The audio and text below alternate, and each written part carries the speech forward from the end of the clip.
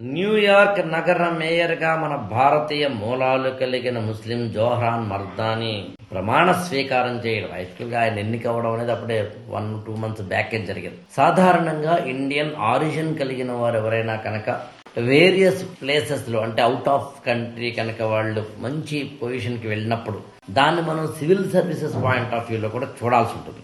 Citizenship లాంటివి కావచ్చు. ఒక ఇండియన్ ఇతర దేశాల్లో ఒక ప్రెసిడెన్షియల్ స్థాయికో వైస్ ప్రెసిడెన్షియల్ స్థాయికో వెళ్ళడం వెనకాల వాళ్ళ కాన్స్టిట్యూషన్స్ ఏం చెప్తున్నాయి, ఈవెన్ మన కాన్స్టిట్యూషన్ ఏం చెప్తా ఉంది. మీరు భారత రాజ్యాంగం చదువుతున్నప్పుడు, ఇండియన్ కాన్స్టిట్యూషన్ చదువుతున్నప్పుడు ఆర్టికల్ 52 నుంచి 62 వరకు భారతదేశంలో ప్రెసిడెంట్ ఆఫ్ ఇండియా అవ్వాలి అంటే ఏ ఏ కండిషన్స్ ఉండాలి అని చెప్పి చెబుతారు.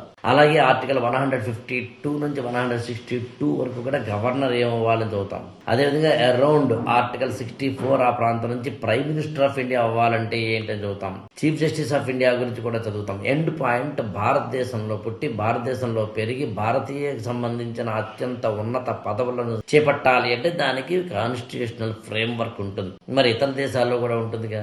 మన ఇతర దేశాల్లో మన వాళ్ళు ఎవరైనా కనుక అక్కడ అత్యున్నత పదవికి వెళ్ళినప్పుడు ఒకలా చూస్తాం. వాళ్ళ రాజ్యాంగాలేంటి, జర్మనీ రాజ్యాంగం కానీ, సౌత్ కొరియా రాజ్యాంగం కానీ, సౌత్ ఆఫ్రికన్ రాజ్యాంగం కానీ, ఈవెన్ అమెరికన్ రాజ్యాంగం కానీ, 1789లో వచ్చిన ఫ్రెంచ్ విప్లవం తర్వాత వచ్చిన ఫ్రాన్స్ కాన్స్టిట్యూషన్ లాంటివి కానీ ఏం చెప్తున్నాయి, లాంటి వాటిని కూడా మనం చూడాల్సి ఉంటుంది. ఈ జోహ్రాన్ మమ్దానీ ఎవరో కాదు, యాక్చువల్గా మీరా నాయర్ అనే పేరు మీరు వినుంటారు. సలాం ముంబై లాంటి సినిమాలు చేసి, ఈవెన్ కామసూత్ర అనే సినిమాలు చేసి, మాన్సూన్ వెడ్డింగ్ లాంటి సినిమాలను, సూటబుల్ బాయ్ అనే సినిమాను భారతదేశంలో చాలా కొన్ని వివాదాస్పదాలు, కొన్నేమో లైటర్ వీల్ సినిమాలు, కొన్నేమో ఆర్టిస్టిక్ సినిమాలు, కొన్నేమో ఎంటర్టైన్మెంట్ సినిమాలు. ఎంటర్టైన్మెంట్ అనే పదం కూడా వాడకూడదు నిజానికి. ఒక థాట్ ప్రొవోకింగ్ సినిమాలు లాంటి వాటిని అందించిన మీరా నాయర్ యొక్క కొడుకే ఈ అమెరికాలోని అతిపెద్ద నగరమైన న్యూయార్క్కి 112వ మేయర్గా ప్రమాణ స్వీకారం చేసిన జోహ్రాన్ మర్దానీ.